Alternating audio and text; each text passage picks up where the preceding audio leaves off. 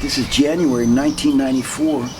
Dear friends, last January a mighty wind fell straight down from the night's rainstorm and blew my fences out in three directions, west, north, and east.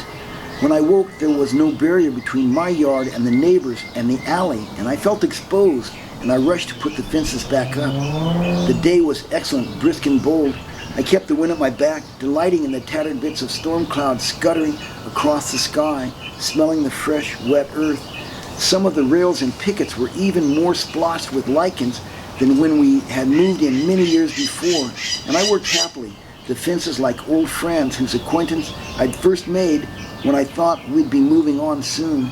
Then, I didn't pay much attention to the life growing on the old wood, doing the minimal to make the fence functional on almost no money, pulling and straightening nails, and even driving them back into existing holes wherever possible, hoping the hoary old boards would last until we moved. Plans change though, and so do perceptions. Children came and we put off moving until we were staying, and with time, I rebuilt each fence, but with love and intending to stay. Lichen has a way of growing on more than wood, I thought, as I rebuilt them this time.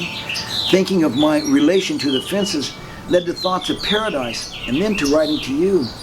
Many will not relate my fences in southeast Fresno and paradise and writing to you, but the three were rolling around my head like cud rolls around a cow's mouth, all mixed up, half digested, and satisfying. Tina and I had tried to move out of this house twice, listing it and looking at a lot of houses in other places. Tina really wanted to leave southeast Fresno, but we had 3 children. My work was bicycle close, my folks lived near and dear, and we couldn't afford to move anyway, was my argument. And after the second attempt, for the reasons given above and love of me, Tina gave up her intention to leave, and this became our home in deed and in thought. Home, okay, yeah, but paradise? Sometime after the last attempt to move, I read an excellent book that I can't name today that pointed out that paradise, both the word and the concept, could be traced back thousands of years to Old Persian, where it meant simply an enclosed garden. After one day working on the fence, it hit me that I had an enclosed garden. Was it paradise? After a couple of years of pondering that, I decided that indeed it was, since it has come to seem reasonable and satisfying for me. For my taste, this is paradise. But tastes vary, and to show you that, I'll quote a poem by E.E. Cummings. Mister, yez needn't be so spry concerning questions arty. Each has his taste, but as for I likes a certain party. Give me the he-man's bliss, for you's ideas I'll match you. A pretty girl who naked is worth 1,000,000 statues. 1,000,000 naked statues recalls a museum in Lima, Peru, many years ago. At that time, I'd been on the road around South America with a good friend and a light bedroll for about 5 months. We'd had many extraordinary experiences since we'd flown to the upper Amazon with a few dollars and a lot of time, but that day we were primed for something spectacular. Earlier in Argentina, we had shared time and stories with a young Swiss who had left Europe via Africa, the Mideast, India, Asia, Malaysia, Polynesia, and the west coast of South America before running into us in Buenos Aires. He had told us that of all that he had seen so far in his travels, the museum we were now at was the most impressive. He really sold it, but even so, we might have missed it because when we got there, we found it very expensive for our budget, and in any case, the particular section that had been so extravagantly recommended to us was closed. Normally, Rick and I would have accepted that as fate and left, but not so our companions of the day, 2 Brazilian youths who we had met in the plaza our first day in town. About a month before, they had boarded a train in São Paulo with no money, and when the conductor tried to collect the fare, they had said, "We're students, we don't pay." They had repeated this to bus drivers, innkeepers, and vendors across 4 countries, and the curator of this museum didn't have a chance. He let us in for free and even opened a closed gallery. Ha! That's bold. The gallery is all pottery of the Moche, local people who had flourished 1,000 and more years in the past, and every piece in the gallery displayed the sexual act. He and he and she and she, and he and them, doing this and doing that. Me, Big E from Big D, military vet, college grad, and world traveler, and I popped naif. I'd spent years thinking about sex, and these pre-Columbians had decorated sugar bowls with acts I had never imagined. But that's not the big shocker. A ceramic in one of the cases we'd hurried past to get to the erotica had caught my eye, and I left my friends to go back and gaze at it. It was a deceptively simple lidded bowl of creamy glaze. The merest molding and paint made it unmistakably a sleeping waterfowl, head nestled under left wing. It was graceful and beautiful, and I stood before it until my friends called me to leave. Each has his taste, but as for me, I likes a duck. Well, I accept my peculiar taste and suspect... I accept my peculiar taste, and I suspect that simple acceptance is what makes my yard paradise. Sometime after becoming comfortable with the concept, it occurred to me that I might do for my head what I had done for my yard. Erect a mental fence and so cultivate my mind like a garden. I'll tell you about the pickets around my mind. In the fall of 1970, I was on a city bus in Bogota, and traffic got halted for a few long minutes. Down the street, a mob of shouting people from the National University were demonstrating, and police in riot gear, followed by tanks, rolled out by us toward them. As soon as the tank passed, our bus pulled out and away, and later I read that the students had been saying that the USA was taking economic advantage of most Colombians by force of arms. The paper added that riot police, armed with American gear and trained in American techniques, had quashed the demonstration by force. As I read this account, a parallel image of the classic Western movie Shane rose in my mind, only the demonstrators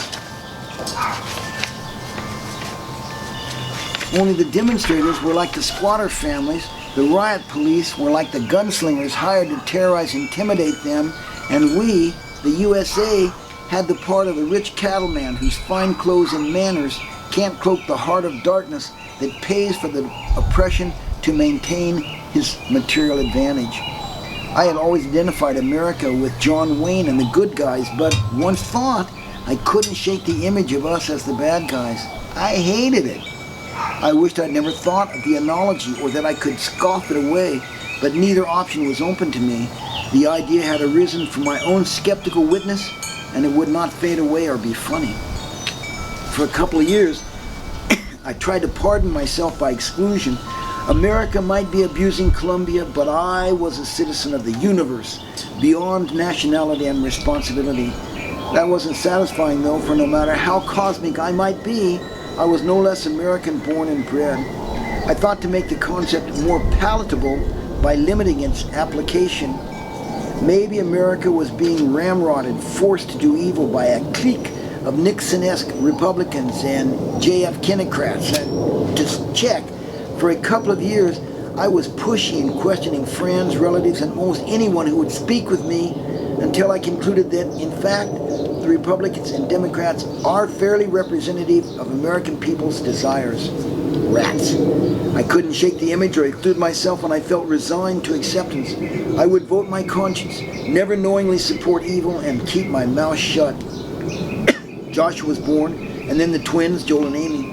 For 7 or 8 years, my life was diapers and toddlers. Nixon went, then Ford, and I scarcely noted. Carter came, increased military spending in Colombia to higher levels than ever, and went, and I hardly noticed. I was husbanding and fathering full-time and voting my conscience, and that seemed sufficient involvement in the larger world. But children grew out of diapers and passed the labor-intensive nursery stage, and I began to pay more attention to the larger world. This coincided with Reagan's 8 years as America's freely elected policy setter, and it was hard on me. Around the world, and particularly in Latin America, we armed and trained brutal killers, and we bragged about it. I needed to vent, but most people that I talked with could never conceive, even metaphorically, of America as anything but heroic, like Shane or John Wayne. So whenever I chanced on someone sympathetic, I'd unburden. I thought I was satisfied in that life and might have grown old and died just like that, keeping my conscience clear by my vote while the world careened on its evil course. Except that one of the people I opened up to was a Methodist minister, a man who believed, and whom I believed so believed, that he had a calling to serve God.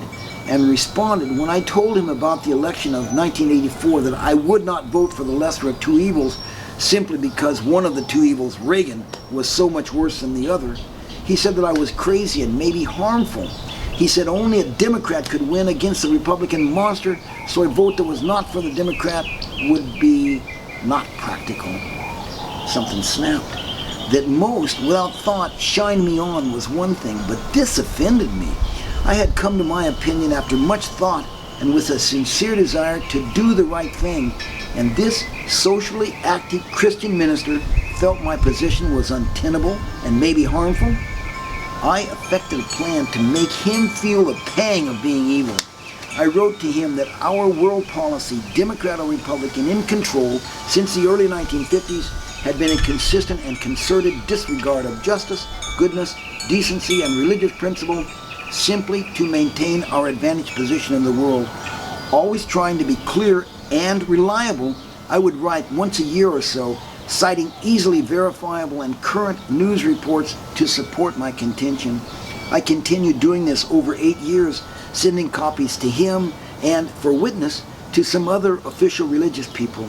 I challenged him and the other religious to dispute the hypothesis or the facts presented, and, if that was not done, to explain how a disciple of Christ could vote to support such evil. Nobody did either.